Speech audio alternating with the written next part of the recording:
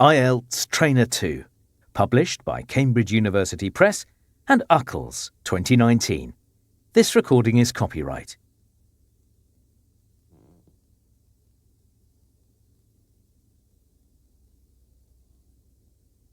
Exam Practice Test 5, Listening, Part 1.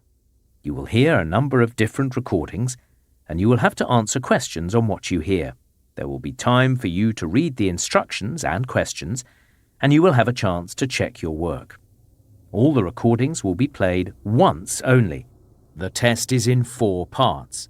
At the end of the test, you will be given 10 minutes to transfer your answers to an answer sheet. Now turn to Part 1.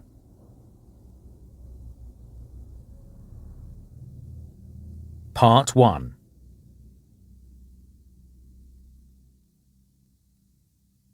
You will hear a conversation between a man who wants to make an insurance claim and a woman who works for an insurance company. First, you have some time to look at questions 1 to 4.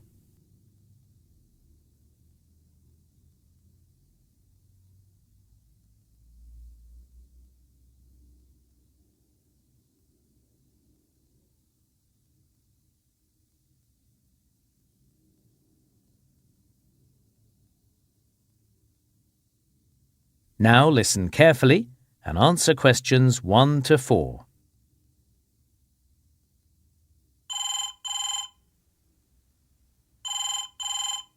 Good morning, Star Insurance. How can I help? Oh, good morning. I'm calling to make an insurance claim. It's for damage to my house. All right. I'm just going to get a few details down first. What's your name, please? It's Greg Williams. OK, thank you. And what's your policy reference, please? Is that the long number with the letters in the middle? That's right. It's 05443 CHI 771. OK. Right, yes, I've got your details on the computer now. So, can I confirm your address? According to our records, you live at 102 Market Street in Northbridge. Is that right? That's correct. All right, good. And the last thing I need to check, what's the best phone number to get you on? Is it the number you're calling on now? No, I'm calling from work. Let me give you my mobile phone number. It's 018 669 925. Thanks. So, can you give me a description of the damage? When did the incident occur? Sunday the 17th of June. I see. And what was the cause of the incident? How did the damage happen? Right. No one was home at the time, which was fortunate, I suppose. There was a big storm, and I guess it blew down one of the trees at the back of our garden, and it smashed through the window in our daughter's bedroom. Yes, a good thing you were all out. So, have you got the window fixed? Not yet. Before you hear the rest of the conversation, you have some time to look at questions 5 to 10.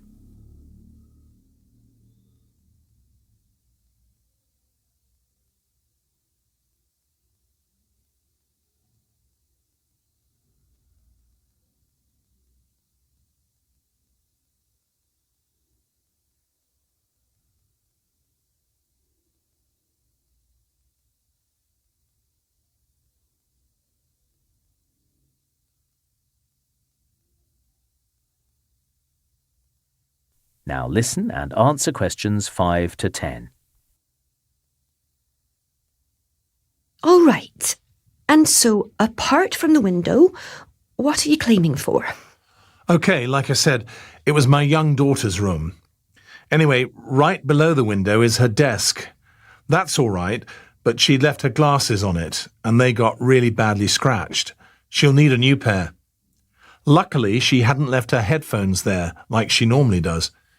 Is there anything else? Yes, because the window was broken, the rain got in.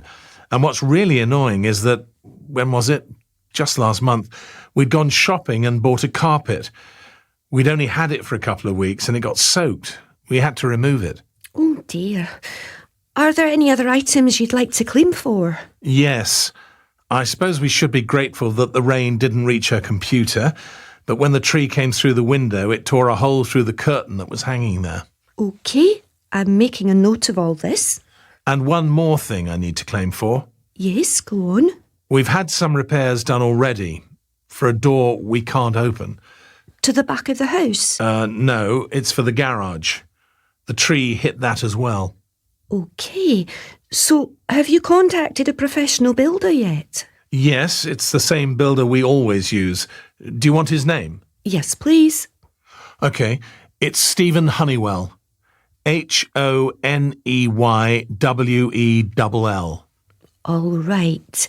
Now, apart from damage to the house itself, what else do you think the builder will be looking at? Because we're going to need photographs. Oh, yes. Well, he'll be putting up a fence for us between our house and the neighbours, because the one we've got now was smashed by the tree. So I'll take some pictures before he does the work. Please do that, and then you can send them in with your claim. That is the end of Part 1. You now have 1 minute to check your answers to Part 1.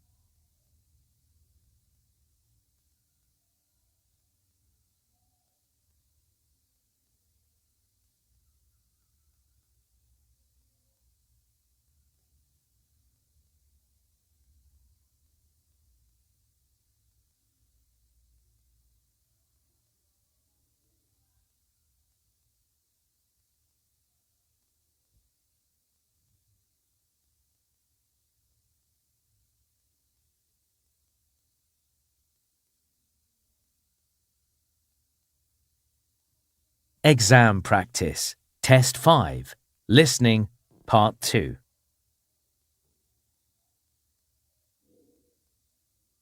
You will hear a woman who helps run a program called Young Explorer talking to participants. First, you have some time to look at questions 11 to 14.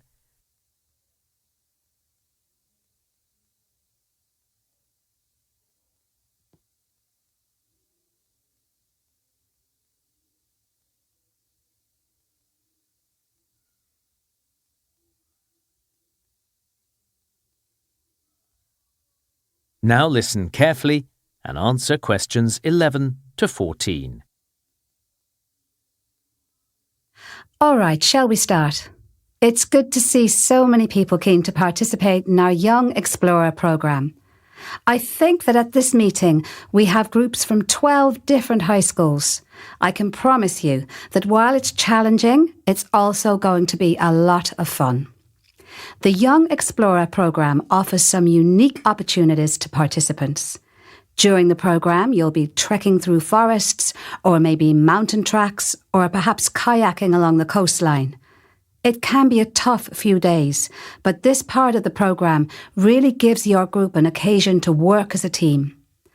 Some kind words and encouragement can go a long way, whether it's convincing someone they can walk the last 5 miles or helping them fit everything back inside their backpack. No one's in charge. It's all about cooperation, and please don't see it as a race. There are going to be moments when there is disagreement about which way to go or where to camp for the night, but here's the chance to listen properly to the opinions of others and reach a decision that's best for everyone. It's an opportunity not many other programs provide. Later this morning, you need to choose a weekend when you can attend some preliminary training. A number of practical subjects will be covered to ensure you get the most out of your 4-day trek. Now, everything you eat and drink, you'll have to take with you. You'll also have to use a portable stove and the fuel it requires. We'll make sure you know how to use that safely during the training session. We don't want you or the food to get burnt, or for you to accidentally set light to any trees. Training will also include learning how to read a map and use a compass so you can head in the right direction. You'll also need to know how to put up a tent and where to put it. For example, putting it next to a river or stream might seem like a good idea, but there are plenty of reasons not to. Before you hear the rest of the talk, you have some time to look at questions 15 to 20.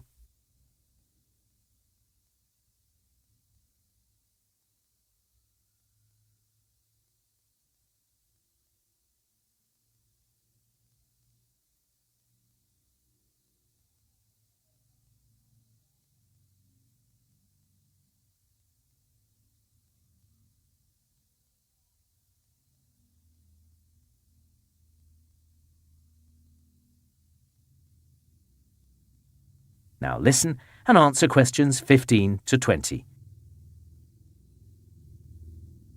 OK, there are 6 tracks on your list and your group can decide which track it wants to take. Each of them are about the same distance, but very different in other respects. The first one, North Face, that's one of my favourite tracks. It takes you high up into the mountains and the view is stunning. But we've just heard that some maintenance work is taking place, unfortunately, and so people aren't allowed to use it at the moment. But the other tracks are very interesting too. You've got Blue River, which I'd thoroughly recommend, but you need to keep an eye out when you're walking that track. It's easy to slip on the rocks when you're crossing the river, and you do have to cross it several times. Then there's Pioneer Track, which takes you through some native forest. You follow the track for about a day and a half, and then it comes to an end at a town called Richmond. It starts up again on the other side of town, and the rest of the route is along the coast. You might also consider Edgewater. You get to see some beautiful lakes and bird life.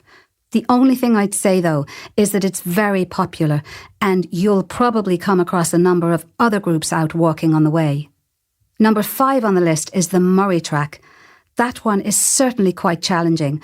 There are some very steep sections and at some points you'd be walking right next to the cliff edge on a very narrow path. That's definitely a track where caution needs to be taken. Great views though.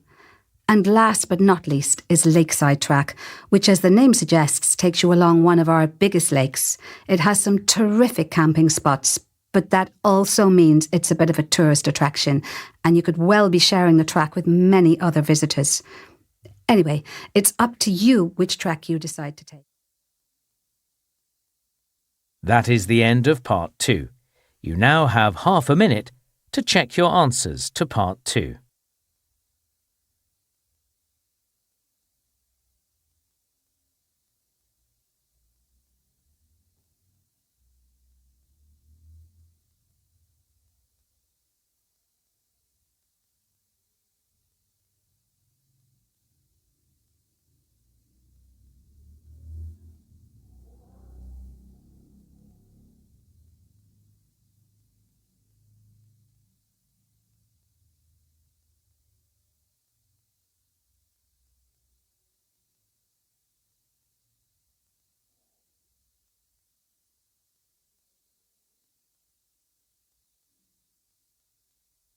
Exam Practice Test 5, Listening Part 3. You will hear a university tutor talking to 2 social science students about a project they are doing on the impact of technology on people's working lives. First, you have some time to look at questions 21 to 26.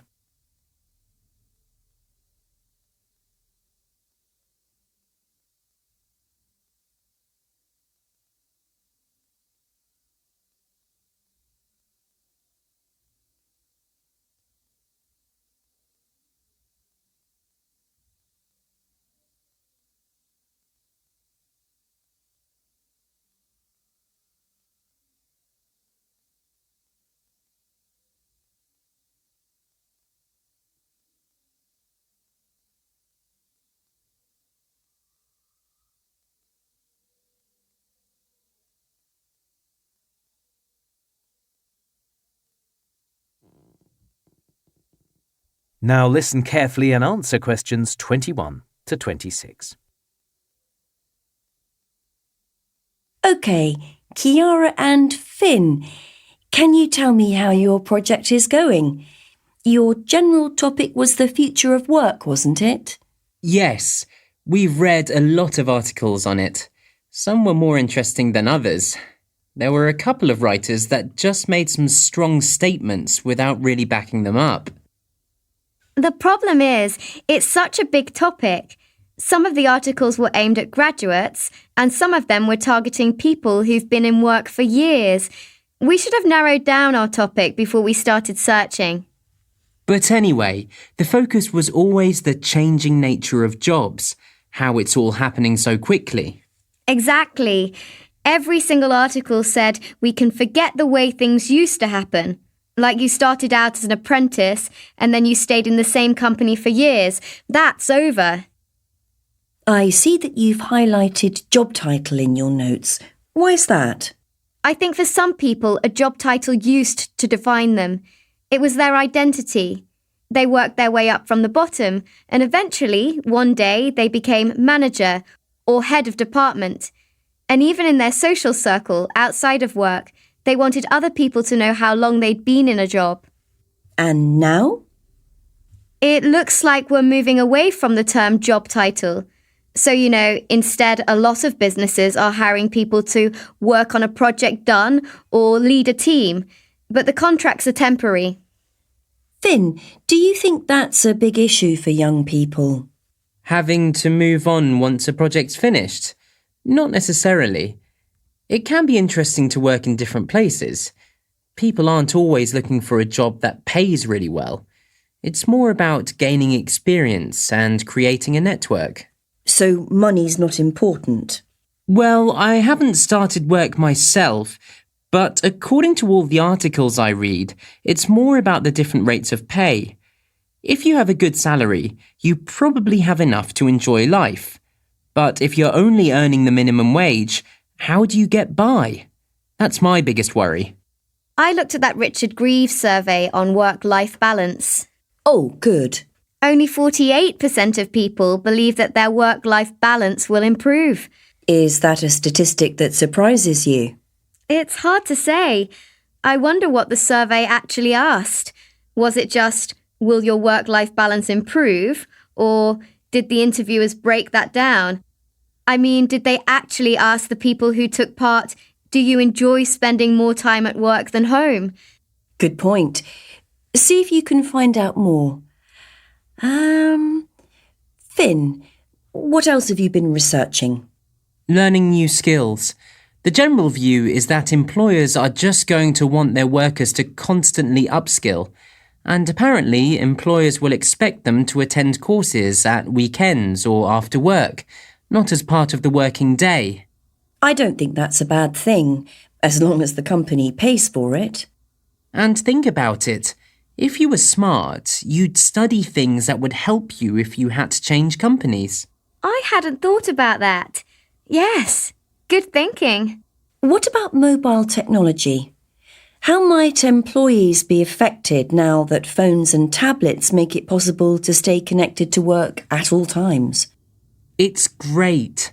You can use mobile technology, your device, to work where you like, on the way to class or the office.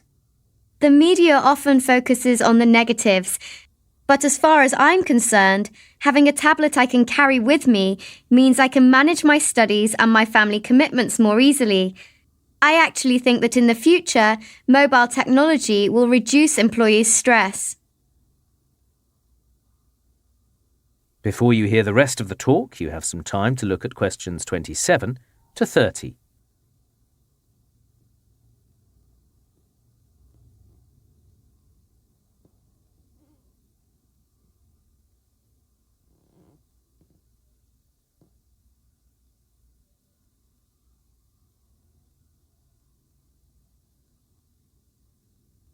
Now listen and answer questions 27 to 30. So let's focus on the impact of artificial intelligence on jobs. To what extent do you think it'll help people in their professions or be a threat? I was reading about architects using AI in the future. The writer was saying that one day architects will use holograms. Then their clients could see a three-dimensional house rather than just looking at a flat plan. As soon as one architect starts to use AI, all the rival architects in the same area will have to use AI too. That's the only way they'll manage to keep their clients. True. How about doctors? Imagine if they had to give urgent medical attention to someone, but they weren't qualified to do it. A hospital specialist could use AI and virtual reality to guide a doctor through, like, a complex procedure. Yes, in an emergency situation, AI could really make the difference. And what about the law? Well, the lawyers I know are always anxious about the amount of work they have to get through. But AI could help them with a whole lot of routine tasks, and that should make some of that anxiety go away. Yes, it probably could. Also, if you're a sports referee, that could be a job that's affected. In what way? Using AI would mean there were no mistakes. It would know for sure if a ball was out, for example. And you can't accuse AI of bias. No. I can imagine that one day AI might do away with the need for human referees. I think so too. All right, let's move on to human. That is the end of Part 3. You now have half a minute to check your answers to Part 3.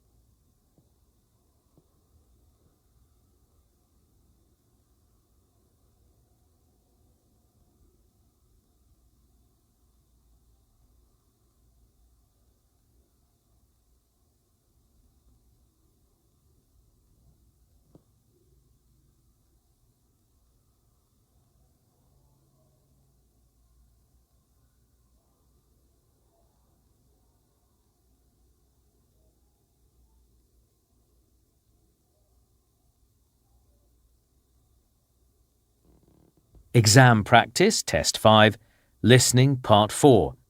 You will hear a lecturer giving a presentation about the Klondike Gold Rush. First, you have some time to look at questions 31 to 40.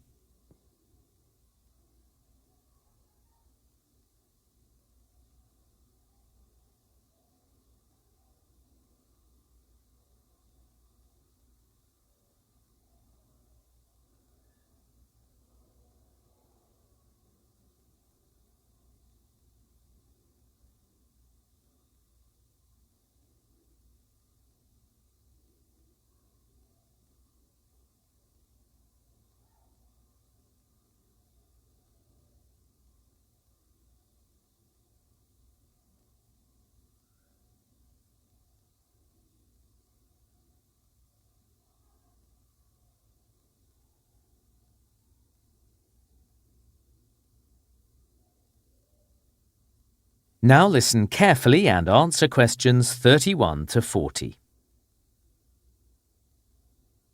Today, I'm going to talk about an incredible event in the history of Canada, the Klondike Gold Rush. Between 1896 and 1899, over 100,000 people set out to seek gold in the Klondike region, a remote area in northwestern Canada. Only 4,000 people were actually successful.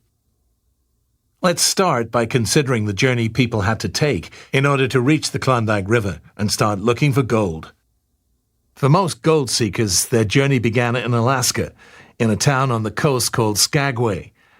From Skagway, one option was to take the White Pass Trail through the mountains. It probably looked easy enough at the beginning of the trail, but rocks made it difficult to make progress. On top of this, the men and their horses got stuck in the thick mud that covered long sections of the trail. The other option was the Chilkoot Trail. Now, although this trail was only about 35 miles long, it took about 3 months for the gold seekers to cover this distance. This is because the trail was incredibly steep, and people had to make the same trip multiple times in order to transport their equipment. Most people really had very little idea about how difficult the journey was going to be. So, although 100,000 may have set out on those two trails, only about 30,000 got to the end. So yes, the majority gave up. Often they were suffering from starvation or disease. They also came to the terrible realization that their journey was likely to end in failure, and so they turned around. Anyway, for those gold seekers who did continue, they eventually reached Lake Bennett. They might have expected that their journey was going to become easier at this point, but no. Because the lake was frozen over, many people had to wait until spring before they could continue their journey. In the meantime, a tent was the only protection they had from the cold. While they were waiting, people cut down trees and made boats. Once the ice melted, they could sail across the lake and start down the Yukon River. Again, this wasn't the end of their troubles. Once they reached a point of the river called Miles Canyon, things became very dangerous indeed. Many boats were destroyed in the rapids. In order to proceed down the Yukon River, the gold seekers needed to employ a real sailor, someone who could steer their boats and get through the canyon safely. From here on, the worst was over, and the gold seekers could sail to a place called Dawson at the mouth of the Klondike River.